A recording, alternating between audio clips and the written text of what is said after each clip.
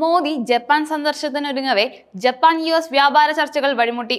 അമേരിക്കയുമായി നടത്താനിരുന്ന $550 ബില്യൺ നിക്ഷേപ കരാർ ചർച്ചകൾക്കായി US പോകാനിരുന്ന ജപ്പാന്റെ വ്യാപാര പ്രതിനിധി റിയോസെ അക്കാസാവ തന്റെ യാത്ര അപ്രതീക്ഷിതമായി റദ്ദാക്കി.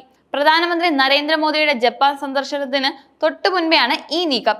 US-ഉമായുള്ള വ്യാപാര കരാറുമായി ബന്ധപ്പെട്ട് ഭരണതലത്തിൽ കൂടുതൽ ചർച്ചകൾ ആവശ്യമാണെന്നാണ് ജപ്പാന്റെ ഔദ്യോഗിക വിശദീകരണം. ജപ്പാന്റെ യാത്ര റദ്ദാക്കിയതിന്റെ പശ്ചാത്തലം അമേരിക്കയിൽ നിന്ന് ഇറക്കുമതി ചെയ്യുന്ന ജപ്പാനീസ് ഉൽപ്പന്നങ്ങൾക്ക് US താരിഫ് 15% കുറച്ചതിന് പിന്നാലെയാണ് ജപ്പാൻ $550 മില്യൺ നിക്ഷേപം വാഗ്ദാനം ചെയ്തത്. എന്നാൽ നിലവിൽ US-ഉമായുള്ള വ്യാപാര തർക്കം കാരണം കൂടുതൽ ചർച്ചകൾക്ക് ശേഷമേ അന്തിമ തീരുമാനം എടുക്കാൻ സാധിക്കൂ എന്നാണ് ജപ്പാൻ സർക്കാർ വ്യക്തമാക്കുന്നത്. ഈ തീരുമാനം US-ന്റെ വ്യാപാര നയങ്ങളോടുള്ള അതൃപ്തിയുടെ സൂചനയായി കണക്കാക്കാം. മോദിയുടെ ജപ്പാൻ സന്ദർശനം ജപ്പാന്റെ ഈ നീക്കങ്ങൾക്കിടയിൽ പ്രധാനമന്ത്രി നരേന്ദ്രമോദി ഇന്ന് ജപ്പാനിലെത്തും. ഇന്ത്യ ജപ്പാൻ വാർഷിക ഉച്ചകോടിയിൽ പങ്കെടുക്കുകയാണ് അദ്ദേഹത്തിന്റെ പ്രധാന ലക്ഷ്യം. US താരിഫ് തർക്കങ്ങൾ നിലനിൽക്കുന്ന സാഹചര്യത്തിൽ ജപ്പാനുമായി വ്യാപാര ബന്ധം മെച്ചപ്പെടുത്തുന്നതിനുള്ള വഴികൾ മോദി ചർച്ച ചെയ്യുമെന്ന് പ്രതീക്ഷിക്കുന്നു. ജപ്പാൻ സന്ദർശനത്തിന് ശേഷം മോദി ചൈനയിലേക്ക് യാത്ര ചെയ്യും. ഈ യാത്ര US-ഉമായുള്ള പ്രശ്നങ്ങൾക്കിടയിൽ മറ്റ് രാജ്യങ്ങളുമായി സഹകരണം വർദ്ധിപ്പിക്കാനുള്ള ഇന്ത്യയുടെ ശ്രമങ്ങളുടെ ഭാഗമാണ്. ജപ്പാനും US-ഉം തമ്മിലുള്ള വ്യാപാര ചർച്ചകൾ വഴിമുട്ടിയ പശ്ചാത്തലത്തിൽ ഇന്ത്യയുമായി വ്യാപാര ബന്ധം മെച്ചപ്പെടുത്തുന്നതിനുള്ള പ്രധാനമന്ത്രി നരേന്ദ്രമോദിയുടെ സന്ദർശനം നിർണായകമാകുന്നു. US-ഉമായി നേരത്തെ ധാരണയിലെത്തിയ $550 ബില്യൺ നിക്ഷേപ കരാർ സംബന്ധിച്ച് ചർച്ചകൾക്കായി US-ലേക്ക് പോകാനിരുന്ന ജപ്പാന്റെ വ്യാപാര പ്രതിനിധി റിയോസെ അക്കാസാവ തന്റെ യാത്ര അപ്രതീക്ഷിതമായി റദ്ദാക്കിയതിൽ ഈ നീക്കം US-ന്റെ വ്യാപാര നയങ്ങളോടുള്ള ജപ്പാന്റെ അതൃപ്തിയുടെ സൂചനയായിട്ടാണ് വിലയിരുത്തപ്പെടുന്നത്.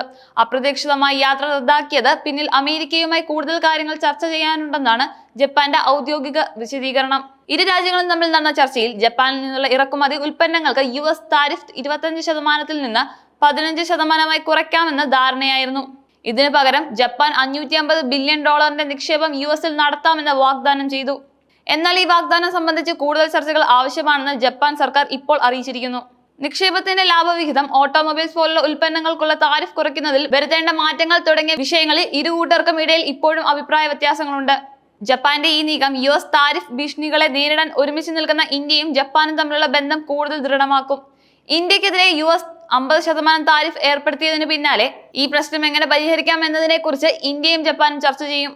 ജപ്പാന്റെ യാത്ര റദ്ദാക്കിയതിലൂടെ US-ന്റെ സംരക്ഷണവാദപരമായ വ്യാപാര നയങ്ങളുടെ ശക്തമായ നിലപാടെടുക്കാൻ മറ്റ് രാജ്യങ്ങൾക്കും സാധിക്കുമെന്ന സന്ദേശമാണ് ജപ്പാൻ നൽകുന്നത്.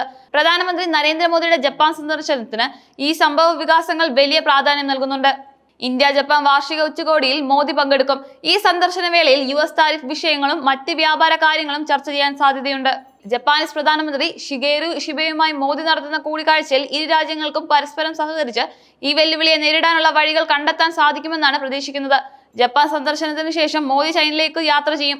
ചൈനയിൽ നടക്കുന്ന ഷാങ്ഹായ് സഹകരണ ഉച്ചകോടിയിൽ പങ്കെടുക്കുന്നതിനാണ് മോദി പോകുന്നത്. US-ഉമായുള്ള പ്രശ്നങ്ങൾക്കിടയിൽ ചൈനയുമായി ബന്ധം മെച്ചപ്പെടുത്തുന്നതിനുള്ള ഒരു തന്ത്രപരമായ നീക്കമായി ഈ സന്ദർശനം വിലയിരുത്തപ്പെടുന്നു. ഈ നീക്കങ്ങൾ ഇന്ത്യയുടെ വിദേശ നയത്തിൽ ഒരു പുതിയ അധ്യായം കുറിക്കുന്നു. അതൊറ്റ രാജ്യത്ത് മാത്രം ആശ്രയിക്കാതെ വിവിധ രാജ്യങ്ങളുമായി ശക്തമായ വ്യാപാര പങ്കാളിത്തം കെട്ടിപ്പടുക്കുന്നതിനാണ്. മൊത്തത്തിൽ ജപ്പാന്റെ ഈ അപ്രതീക്ഷിത നീക്കം ആഗോള വ്യാപാരത്തിൽ വലിയ സ്വാധീനം ചെലുത്തുന്നു. US താരിഫ് ഭീഷണികൾക്കെതിരെ അന്താരാഷ്ട്ര തലത്തിൽ ഒരു ഐക്യമുണ്ടാകാൻ ഇത് വഴിയൊരുക്കും. ഇന്ത്യയും ജപ്പാനും തമ്മിലുള്ള ബന്ധം കൂടുതൽ ശക്തമാവുകയും ഇത് US-ഉമായുള്ള വ്യാപാര തർക്കത്തിൽ ഇന്ത്യയുടെ കൈകൾക്ക് കൂടുതൽ ശക്തി നൽകുകയും ചെയ്യും. ജപ്പാന്റെ ഈ നീക്കം ആഗോള വ്യാപാരത്തിൽ വലിയ സ്വാധീനം ചെലുത്തും. US താരിഫ് ഭീഷണികൾക്കെതിരെ അന്താരാഷ്ട്ര തലത്തിൽ ഒരു ഐക്യമുണ്ടാക്കാൻ ഇത് വഴിയൊരുക്കും. ഇത് ആഗോള വ്യാപാരത്തിൽ US-ലുള്ള സ്വാധീനം കുറഞ്ഞു വരുന്നതിന്റെയും മറ്റു രാജ്യങ്ങൾക്ക് സ്വന്തം നിലപാടുകൾ ഉറക്കെ പ്രഖ്യാപിക്കുന്നതിന്റെയും സൂചനയാണ്. ഈ സംഭവ വികാസങ്ങൾ ഇന്ത്യൻ വിദേശ നയത്തെയും സാമ്പത്തിക മേഖലയും വലിയ മാറ്റങ്ങൾ വരുത്തും.